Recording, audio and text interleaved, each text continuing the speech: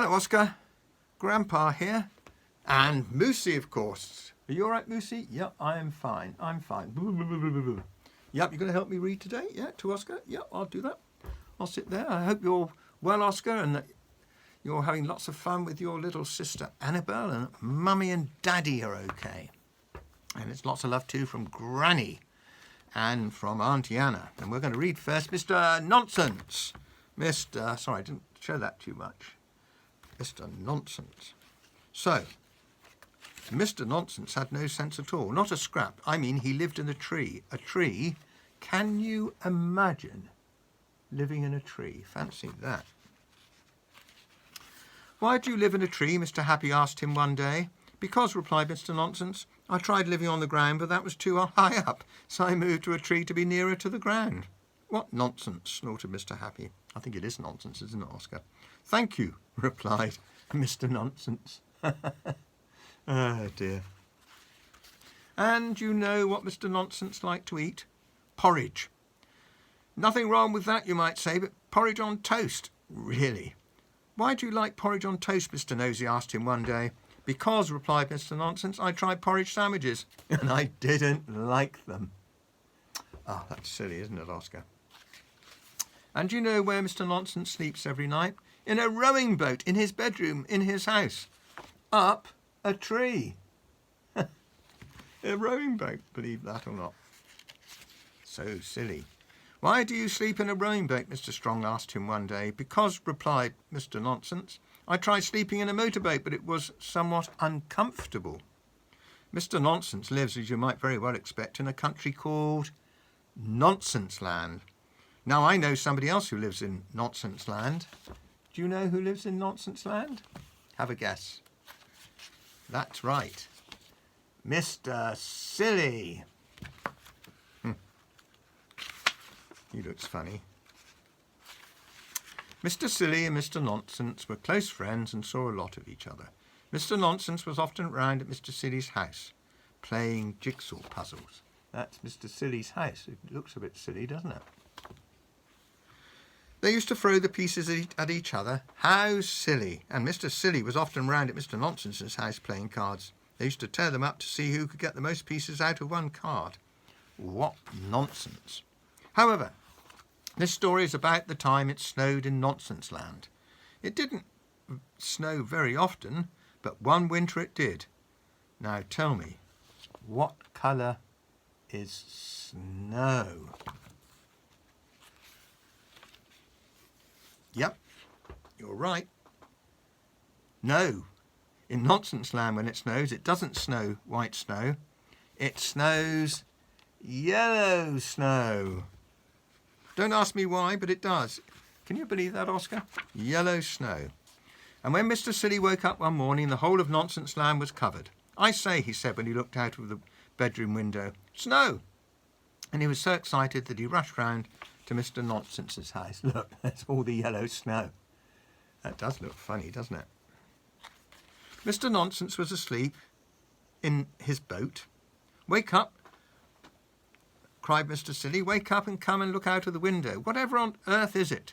Grumbled Mr. Nonsense, rubbing the sleep out of his eyes as he got up and went across to his bedroom window. There he is, behind the window. I say, he said, looking out, custard. That isn't custard, you silly banana, cried Mr. Silly. That's snow. He rushed downstairs. Come on, he called. And that day Mr. Silly and Mr. Nonsense had one of the very best days of their lives. They had a snowball fight. Mr. Silly's snowballs, yellow of course, were round. Mr. Nonsense made snowballs that somehow or other came out square. I don't think you could do that, Oscar, do you? They built a snowman, a very silly, nonsensical sort of snowman. Yes. Not too sure that looks like a snowman, but still.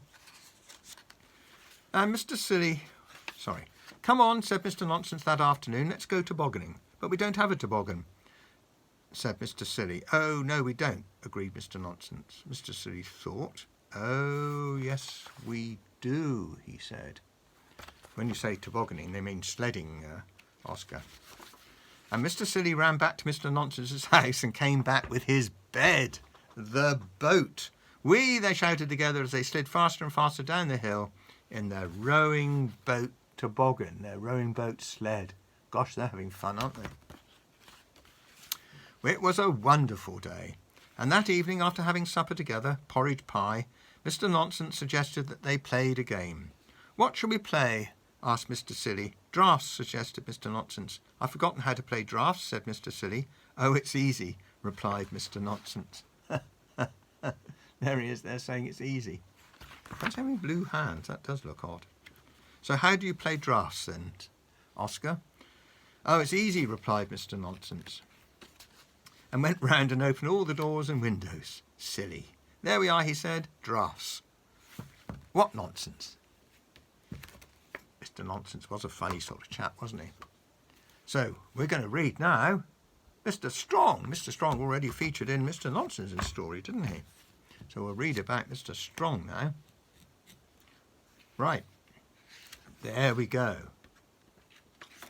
So, this is the story of Mr. Strong.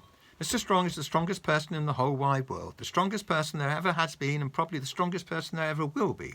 He is so strong he can not only bend an iron bar with his bare hands, he can tie knots in it. Look, there he is, tying knots in the bar. You can't do that, Oscar, can you? I don't even think Danny can do that. Mr. Strong is so strong he can throw a cannonball as far as your eye can throw a tennis ball. Wow, that's a long way. Mr. Strong is so strong he can hammer nails into a wall just by tapping them with his finger. Strong by name and strong by nature. Look, that's silly, isn't it? It's tapping the nail into the wall. And would you like to know the secret of Mr. Strong's strength? Eggs. The more eggs Mr. Strong eats, the stronger he becomes. Stronger and stronger and stronger. Anyway, this story is about a funny thing that happened to Mr. Strong one day. That morning he was having breakfast. And for breakfast he was having, guess what, Oscar? Yes, eggs. Followed by eggs, and to finish he was having, you've got it, that's right, eggs. That was Mr. Strong's normal breakfast. That's so funny. After his eggy breakfast, Mr. Strong cleaned his teeth. And as usual, he squeezed all the toothpaste out of the tube. Look at that. He's so strong, he squeezed all the toothpaste out of the tube. And as usual, he cleaned his teeth so hard he broke his toothbrush. Mr. Strong gets through a lot of toothpaste and toothbrushes. After that, Mr. Strong decided to take a walk. He put on his hat and opened the front door of his house. Crash! What a beautiful day, he thought to himself. And stepping outside his house, he shut his front door. Bang! The door fell off its hinges. Mr. Strong gets through a lot of front doors. Then Mr. Strong went for his walk. He walked through the woods, but he wasn't looking where he was going and walked slap bang into a huge tree. Crack! The huge tree trunk snapped and the tree thundered to the ground. Look at that. That's a big tree. Whoops, said Mr. Strong. He walked into town, and again not looking where he was going, he walked slap bang straight into a bus. Now, as you know, if you or I would walk into a bus, we'd get run over, wouldn't we, Oscar? Wouldn't we? Yeah. Not Mr. Strong. The bus stopped as if it had run into a brick wall. Whoops, said Mr. Strong. I think the tyres have all gone messy. Eventually, Mr. Strong walked through the town and out into the country to a farm. The farmer met him in the road looking very worried. What's the matter? Asked Mr. Strong. It's my cornfield, replied the farmer. It's on fire and I can't put it out. Mr. Strong looked over the hedge and sure enough the cornfield was blazing fiercely. Water, said Mr. Strong. We must get water to put out the fire. But I don't have enough water to put a whole field out, cried the worried farmer, and the nearest water is down at the river and I don't have a pump. Then we'll have to find something to carry the water, replied Mr. Strong. Look, there's the fire in the farmer's field. So what do you think he does, Oscar, to save the day? Is that your barn? He asked the farmer, pointing to a barn in another field. Yes, I was going to put my corn in it, said the farmer, but can I use it? Asked Mr. Strong. Yes, but, replied the perplexed farmer. So Mr. Strong is pointing at the barn. Wow, what's going to happen now? Mr. Strong walked over to the barn, and then do you know what he did? I bet you can't guess, Oscar. He picked it up. He actually picked up the barn. The farmer couldn't believe his eyes. Then Mr. Strong carried the barn above his head down to the river. Then he turned the barn upside down. Then he lowered it into the river so that it filled up with water. And this shows how strong Mr. Strong is, he picked it up and carried it back to the blazing cornfield. That's amazing, Oscar, isn't it? Full of water.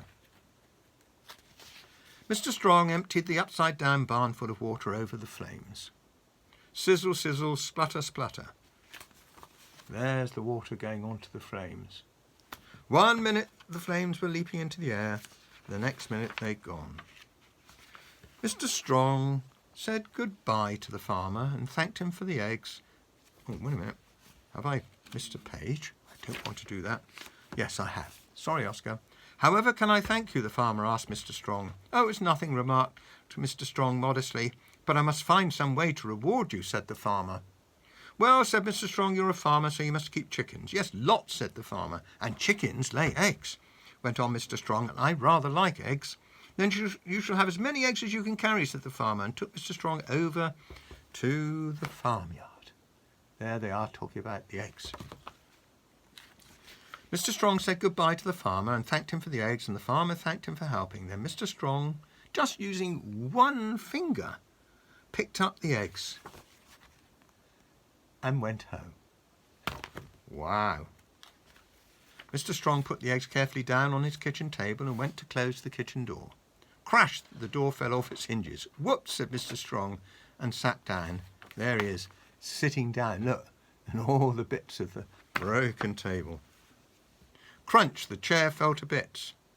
Whoops, said Mr. Strong, started cooking his lunch, and for lunch he was starting with eggs, followed by an egg or two, and then eggs, and then for his pudding he was having, well, you can guess, can't you, Oscar? If you can, there's no need to turn this page over to find out that he was having ice cream. Ice cream. That's a good story. That's lovely, lovely to read to you today, Oscar. And it's lots of love from me and Moosey and from Granny and Auntie Anna and everybody here to everybody with you at home. So, Mummy and Daddy and Annabelle and you, hope you're getting excited, ready for Christmas. So have a lots of fun today and we'll catch up soon. Bye. Bye.